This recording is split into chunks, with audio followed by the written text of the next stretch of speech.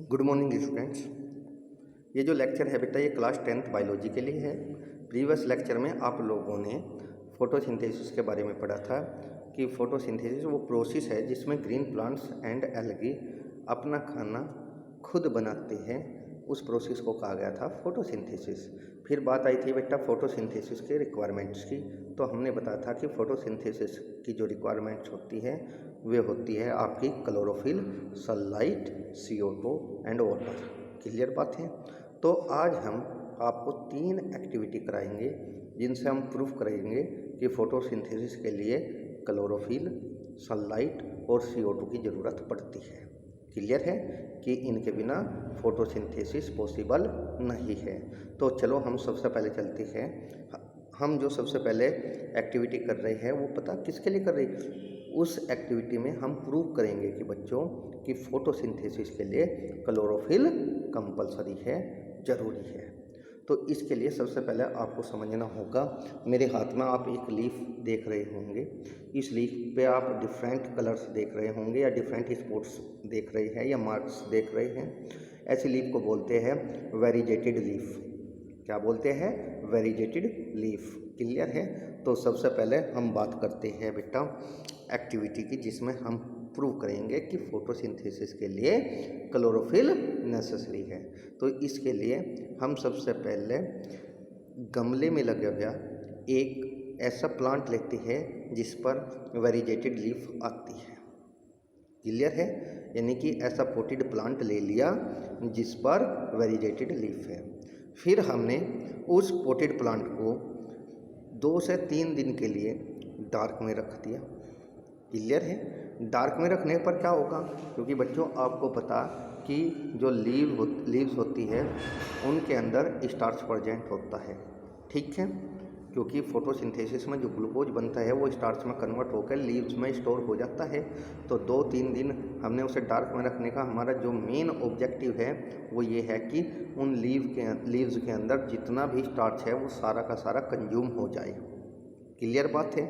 फिर जब 2 या 3 दिन के बाद लगभग सभी स्टार्च कंज्यूम्ड हो जाएगा। क्लियर बात है। जो कि लीफ में स्टोर हो गया था। उसके बाद हम उस पोटेड प्लांट को डार्क से निकाल देते हैं और 6 आवर्स के लिए यानी कि 6 घंटे के लिए उसे सनलाइट में रख देते हैं। फिर उसके बाद उसकी एक पत्ती तोड़ते हैं। क्लियर बात है। उस पत्ती को हम फिर बॉइलिंग वाटर में डाल देते हैं कुछ समय के लिए। क्लियर बात है। फिर उस पत्ती को वहाँ से निकाल के उसे अल्कोहल के साथ बॉईल कराते हैं।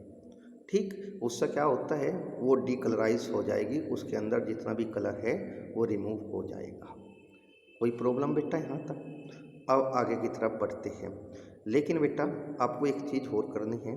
जहाँ पर आप अपने एक्सपेरिमेंट में देख रहे हो कि ये एक वेरीजेटेड लीफ है, उसमें ग्रीन और येलो पैचेज बने हुए हैं। जब आप उसे धूम में यानी कि डार्क में से निकाल लोगे या धूम में रखोगे, तो जब धूम में रखोगे तो वहाँ पर जहाँ पर ग्रीन पैचेज हैं वहाँ पर मार्क कर लीजिएगा।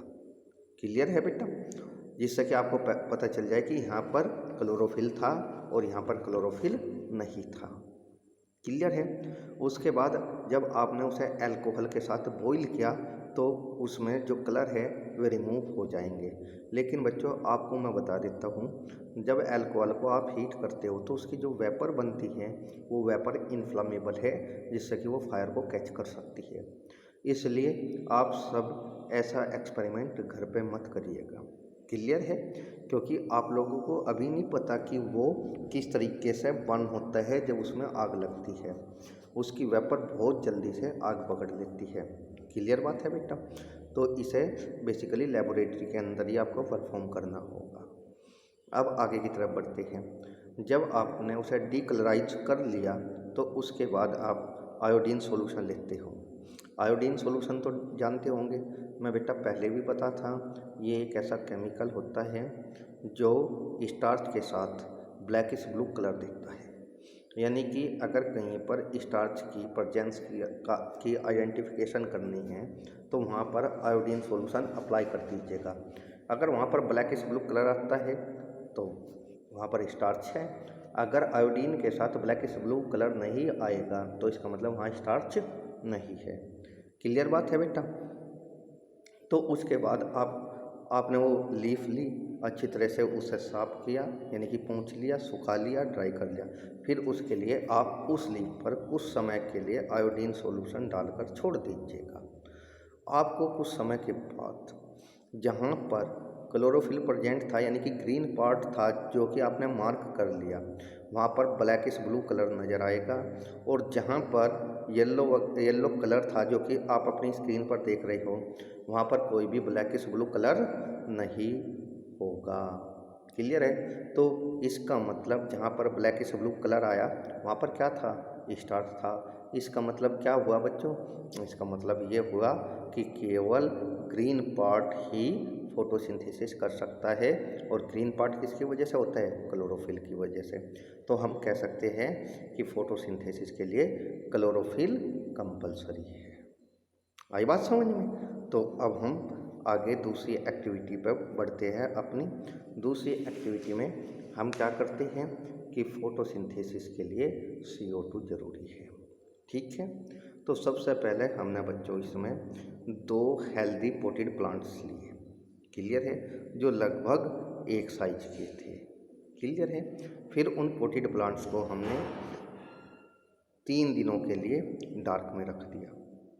क्लियर है। फिर हमने उन्हें वहाँ से डार्क से निकाल के जो ग्लास प्लेट है उस पर रख दिया। क्लियर है। एक प्लांट के साथ हमने वॉच ग्लास में, आप सामने देख रहे या ये वॉच ग्लास देख रहे हो, दिखाई दे रहा है बेटा एक्टिविटी में, इसमें पोटेशियम हाइड्रोक्साइड ले लिया। क्या ले लिया बेटा, पोटेशियम हाइड्रोक्साइड।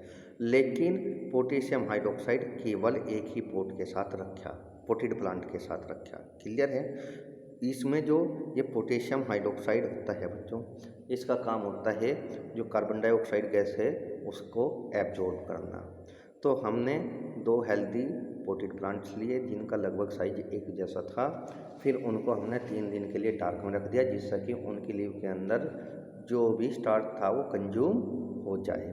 फिर हमने उन दोनों पोटेड प्लांट को निकालकर ग्लास प्लेट पर रख दिया और एक पोटेड प्लांट के साथ सोडियम हाइड्रोक्साइड को वाच ग्लास में रख दिया।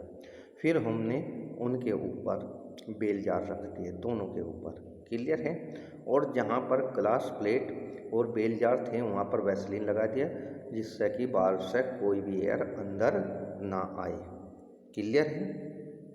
अब हमने क्या किया बच्चों,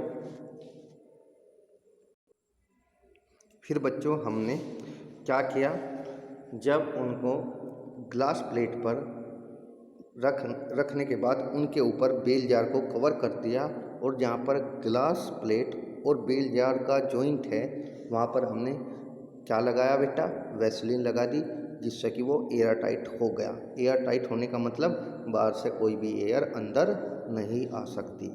फिर हमने इन दोनों को, पोटेड प्लांट को with bell jar and glass plate किस में रख दिया बेटा, सनलाइट में लगभग 2 आवर्स के लिए। लेकिन फिर मैं आपको रिमाइंड कराना चाह रहा, जो हम लोगों ने ये पोटेशियम हाइड्रोक्साइड रखा वो केवल और केवल एक प्लांट के साथ ही रखा। वाच ग्लास में जो पोटेशियम हाइड्रोक्साइड लिया वो केवल एक ही प्लांट के साथ रखा। उसके बाद हमने उन्हें 2 घंटे तक सनलाइट में रख दिया। फिर दोनों की पत्तियां हमने एक एक पत्तियां वहाँ से तोड़ी। क्लियर है। तोड़ने के बाद फिर हमने उनमें स्टार्च टेस्ट किया। स्टार्च टेस्ट कैसे करते हैं, वो ही आपका पहले उसे बॉइलिंग वाटर में डिप कर देते हैं, फिर उसे अल्कोहल में बॉईल करते हैं। अल्कोहल में बॉईल करने के बाद उसका कलर रिमूव हो जाएगा। फिर हमने उन दोनों पत्तियों पर आयोडीन सॉल्यूशन डाल दिया और कुछ समय के लिए रख दिया। जब बाद में हमने ऑब्जर्व किया जिस पोटेड प्लांट के साथ KOH नहीं था उसमें बहुत अच्छी तरीके से ब्लैकिश ब्लू कलर आया, और जिस पोटेड प्लांट के साथ KOH था उसकी लीफ में ब्लैकिश ब्लू कलर की प्रेजेंस बहुत ही कम नज़र आई। इससे क्या फ़र्क पड़ता है, क्या पता चलता है, इससे मैं आप लोगों को बताता हूँ कंक्लूजन क्या निकलता है। एक्चुअल में जो पोटेड प्लांट था जिसमें कि पोटेशियम हाइड्रोक्साइड नहीं था, ठीक है, वो जो पोट था उसे आपने एयर टाइट तो कर दिया, बाहर से कोई भी गैस न तो आ सकती और न ही अंदर से कोई बाहर जा सकती। तो प्लांट्स रेस्पिरेशन में O2 गैस लेते हैं, CO2 छोड़ते हैं, जबकि फोटोसिंथेसिस में CO2 गैस लेते हैं और O2 को रिलीज करते हैं, ऑक्सीजन को रिलीज करते हैं। तो जिसमें आपका पोटेशियम हाइड्रोक्साइड नहीं था वहाँ पर रेस्पिरेशन के समय O2 यूटिलाइज हुई और CO2 रिलीज हुई। लेकिन यही CO2, इसी CO2 गैस को, इसी कार्बन डाइऑक्साइड गैस को उस प्लांट ने फोटोसिंथेसिस में यूज किया और ग्लूकोज बनाया और ग्लूकोज से स्टार्च बना। लेकिन बेटा जो आपने पोटेड प्लांट लिया था जिसके साथ वाच ग्लास में क्या रखा हुआ था, पोटेशियम हाइड्रोक्साइड, जब रेस्पिरेशन में वो CO2 गैस रिलीज होती है तो वाच ग्लास में रखा हुआ पोटेशियम हाइड्रोक्साइड उस CO2 की मैक्सिमम क्वांटिटी को या मैक्सिमम अमाउंट को एब्जॉर्ब कर लेता था। तो फोटोसिंथेसिस के लिए वहाँ पर न के बराबर CO2 बचती थी। क्लियर बात है। कुछ समय बाद अगर उसे छोड़ दिया जाए ऐसे ही रखने के बाद, कुछ समय बाद जो ये पोटेशियम हाइड्रोक्साइड वाला प्लांट है ये विल्ट भी कर जाएगा, मुरझा जाएगा, क्योंकि वो प्रॉपर वे में फोटोसिंथेसिस नहीं कर पाएगा, क्योंकि फोटोसिंथेसिस के लिए CO2 जरूरी है और CO2 जरूरी है और वो CO2 तो उसमें जो वाच ग्लास में रखे हुए है पोटेशियम हाइड्रोक्साइड एब्जॉर्ब कर लेता है, जिसकी वजह से वो प्रॉपर वे में फोटोसिंथेसिस नहीं कर पाएगा। तो जिस पोटेड प्लांट में वाच ग्लास के अंदर पोटेशियम हाइड्रोक्साइड रखा था वहाँ पर CO2 की एब्सेंस की वजह से प्रॉपर वे में फोटोसिंथेसिस नहीं हुआ, क्योंकि maximum amount of CO2 potassium hydroxide के द्वारा एब्जॉर्ब कर लिया गया था। क्लियर बात है। तो इसका मतलब पोटेड प्लांट जिसके साथ पोटेशियम हाइड्रोक्साइड रखा उसकी जो लीफ थी उसने प्रॉपर वे में आयोडीन टेस्ट नहीं दिया, उसमें स्टार्च नहीं था। तो इससे ये क्लियर होता है कि आपका जो बच्चों ये होता है फोटोसिंथेसिस, इसके लिए कार्बन डाइऑक्साइड कंपलसरी है या नेसेसरी है। फिर एक एक्सपेरिमेंट आता है बेटा एक्टिविटी, वो आप देख लेना कि फोटोसिंथेसिस के लिए क्या ज़रूरी है, सनलाइट। तो हमने क्या किया बेटा, एक पोटेड प्लांट लिया और पोटेड प्लांट लेने के बाद उसे हमने 2-3 दिन डार्क में रख दिया, जिससे कि लीव्स के अंदर जितना भी स्टार्च कंटेंट है वो सारा का सारा यूटिलाइज हो जाए। उसके बाद हमने उसे बाहर निकाल लिया, डार्क से निकाल लिया और एक लीफ पर हमने एक स्ट्रिप लगा दी, ब्लैक स्ट्रिप लगा दी। क्लियर बात है। मिडिल में, और उसको फिर सनलाइट में रख दिया। कुछ समय बाद 6 से 10 घंटे के बाद हमने वो पत्ती तोड़ी, फिर उसको डीकलराइज किया अल्कोहल से और आयोडीन टेस्ट किया। तो जो एरिया या पार्ट ब्लैक स्ट्रिप के द्वारा कवर्ड किया गया था वहाँ पर ब्लैकिश ब्लू कलर नहीं आया, विद किस से, आयोडीन से, आयोडीन सॉल्यूशन से। तो इसका मतलब वहाँ पर स्टार्च नहीं है, इसका मतलब वहाँ पर ग्लूकोज नहीं बना, इसका मतलब वहाँ पर फोटोसिंथेसिस नहीं हुआ। तो इस एक्टिविटी से ये प्रूफ होता है कि फोटोसिंथेसिस के लिए सनलाइट भी ज़रूरी है। क्लियर बात है। ओके बेटा, ये ज़रूर पढ़ लेना आप।